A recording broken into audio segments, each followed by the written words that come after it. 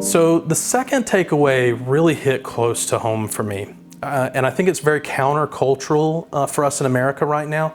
I think it's the idea that we have to learn to give up our rights and our entitlement to feeling wronged by other people, even when it's justified.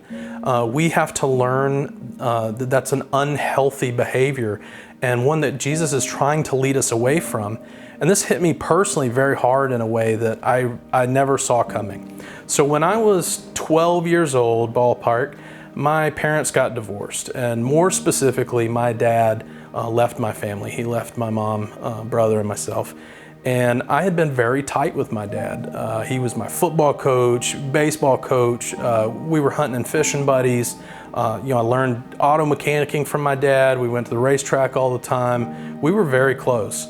And so when he left for another family, it obviously broke my heart. And being a 12-year-old not understanding anything about how the world works yet, I dealt with a lot of anger through high school and into college. And it wasn't until I was in college and really started to own my relationship with Christ that I was really looking at how I needed to grow out of that, and that this anger was hurtful and that God was asking me to forgive.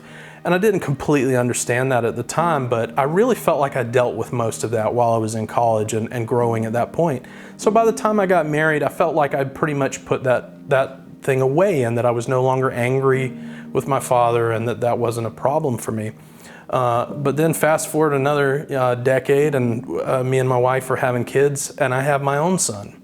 And if you ask anybody that hangs out and spends any time with me, I am so proud of him. It's ridiculous. I can't stop talking about him. He's just the apple of my eye, and my favorite thing in the world right now is when I come home and my little 19-month-old dude runs up to give me a hug and is so excited to see me and all this kind of stuff.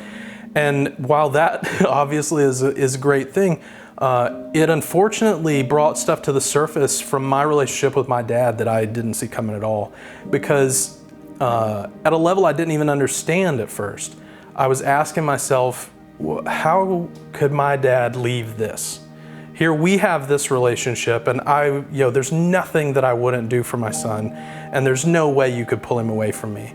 And so why did my dad leave? And so if you look at the world, everything was telling me that it was okay to feel that way, that I was justified in my anger, that I had a right to be angry, that I was wronged in this, and that it was okay for me to be angry about it. And I don't really disagree with that. But the thing is as I honestly started researching this parable and getting ready to teach this, I felt like Jesus was telling me that while I had the right to be angry, I didn't have to be angry. That I could remember how much Jesus has forgiven me when he had a right to be angry, and that I could follow that example and do the same. I'm here to tell you that it is not easy. Like, this is something that I am currently daily struggling with. I get up and I have to remind myself that I don't have to be like that I don't have to be angry, even though I have the right to be angry, that I can put that thing aside.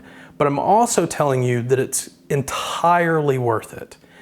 And the reason I say that is Paul gives us this great definition of what forgiveness looks like in his letter to the Ephesians. In Ephesians 4, verses 31 and 32, Paul says, "All bitterness, anger, and wrath, shouting and slander must be removed from you, along with all malice. And be kind and compassionate to one another, forgiving one another, just as God also forgave you in Christ." So on one hand, that verse is a roadmap of things you have to do to forgive.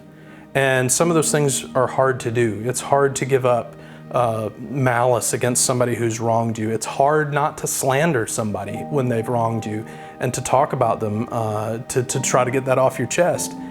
But as I studied and as I prayed about this, the verse inverted for me. And I mean that in the sense that it became a list of the rewards of forgiveness. And so instead of thinking that I have to rid myself of these things, I was reading that I can live without bitterness, anger, and malice, and that I can be forgiven by God of all of the wrongs that I've done against him and this crushing debt that Jesus tells me I have in this parable. So that to me sounds like true freedom.